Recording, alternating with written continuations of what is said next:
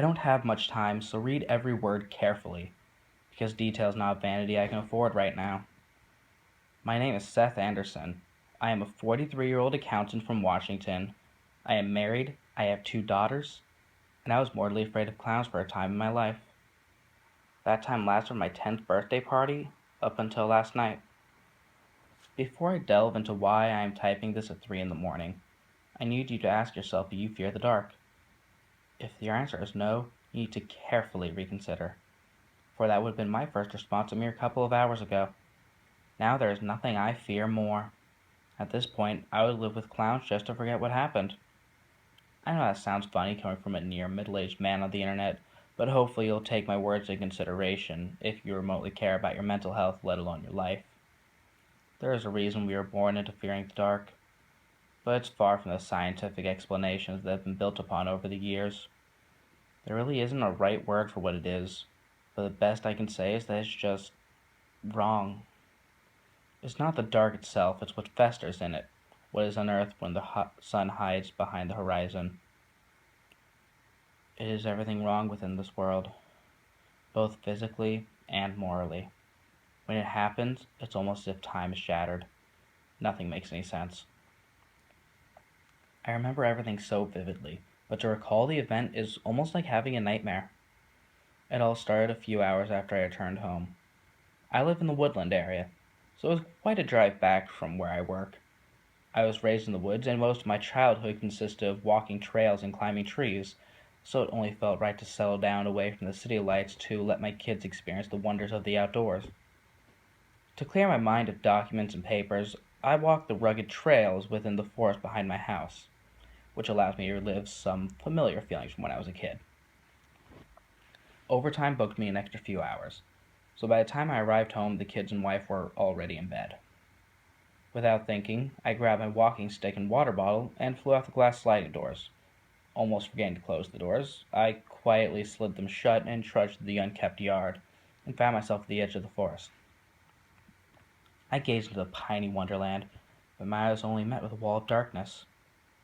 This was very strange, because the forecast for last night was a full moon, which should have given ample light to walk the paths. The moonlight was almost non-existent, as if the land was absorbing it. After turning my phone flash on, I began to walk into the abyss.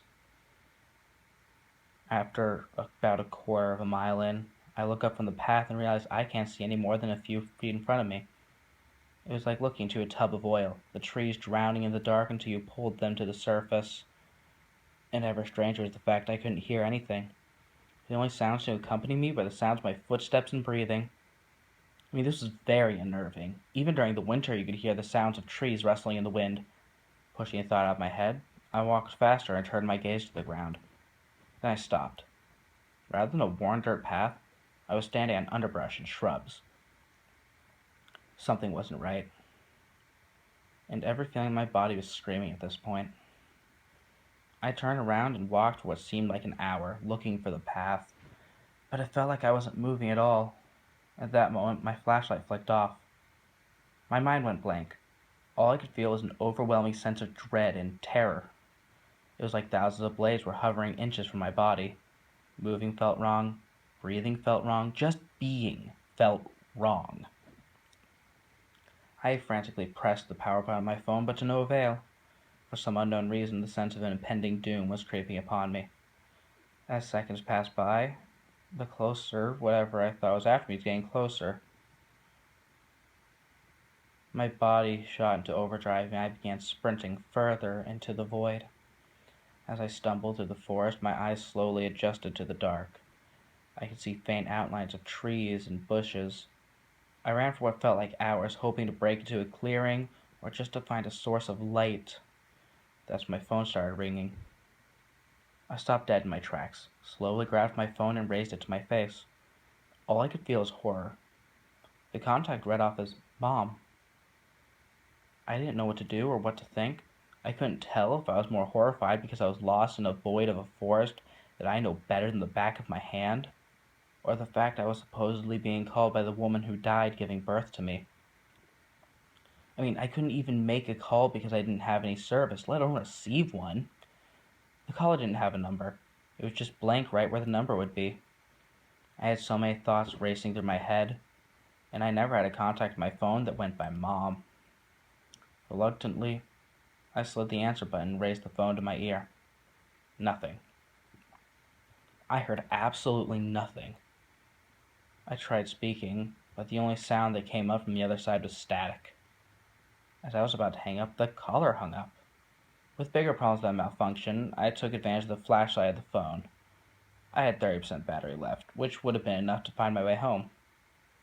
Before I even turned on the flashlight switch, the number called again. Dumbfounded, I answered once again and listened. Just as before, I heard nothing. I tried speaking once again, but received no reply. The caller hung up.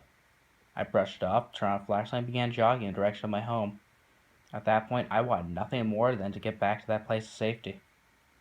About half an hour later, it happened again. My phone buzzed, alerting me to an incoming call. This time, I answered and angrily shouted at the caller, asking them why they were calling. Then I heard something. It was faint, but it was definitely there. It was the sound of a man. His voice was inaudible, but he sounded very familiar. I replied to him by asking him to speak louder, but the words were still inaudible. The caller didn't hang up this time, so I did. As soon as the connection was cut, though, the contact called again. This time I screamed curses into the phone, threatening him with whatever was on the top of my head. He spoke again, his voice much louder, but heavy static prevented me from putting any of the words together. I angrily hung up and switched to the flashlight. Not even a moment later, the number called again. I had no intention of speaking further, but force of habit prompted me to answer, and before I could end the call, the man screamed louder than before. Though through heavy static, it almost sounded exactly like me. I shakily ended the call and switched back to the app. Then that's when I heard it. The screaming didn't stop when I ended the call. I could hear it a distance away behind me, growing louder by the second. It wouldn't stop. The static filter was thicker. My heart was racing. I felt the urge to run. My legs felt like concrete, but I managed to get into a running pace up the hill. The screaming was getting closer and closer. No matter how fast I ran, it sounded like it was only 10 yards behind me, getting closer. It was deafening. I felt my ears were going to burst at any second. I couldn't hear my own breathing at this point. It was getting closer. It felt like it was only a few feet behind me. Then out of nowhere, it stopped. Screaming or not, I wasn't slowing down. I ran until it felt like my heart was pumping battery acid. And then I ran even more. The further I ran, the easier it was to see. After about 20 minutes, I could make out trees.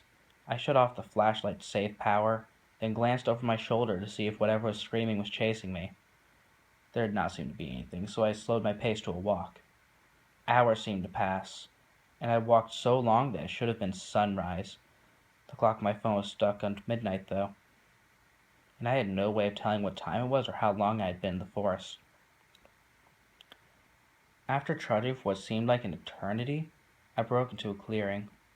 Relieved, I checked my surroundings for landmarks, but I was clueless to where I was. Then I saw something in the middle of the clearing. It was a giant hole, circular in shape, with a diameter of about 150 feet. I crept towards it to get a better look, and I couldn't believe my own eyes. It was almost like a stone tower, but built into the ground. The walls seemed to be made of cobblestone, and there were wooden planks sticking out of the walls that wrapped around the entire tower like a spiral staircase. I could see roughly 20 meters down. Then it was just black, as if the dark were a liquid sitting in a glass. I had been walking these woods for a decade, and never seen this before. I was left completely shocked. To my utter dismay, my phone ringed again. Rather than a call, it was a text message from the same caller as earlier. "Do you see me?" I immediately scanned the area around me. I watched the tree line for movement but saw nothing. After assuring nothing was around me, I leaned over the edge of the hole and looked into the inverted tower. What I saw will haunt me until the day I die. Down the wall, directly below me, I saw a hand reaching out from the blackness. Beside it was a face. My face. I don't think I have ever screamed as loud as I did in that moment. That thing mimicking me had an ear-to-ear grin plastered on its face, but the most disturbing part were its eyeless sockets. Just before I could get up to run, the thing started to twitch rapidly, opening its mouth to release that god-awful static scream that haunted me hours before. It started to crawl up the wall, its limbs making movements only possible if every bone in your body were broken.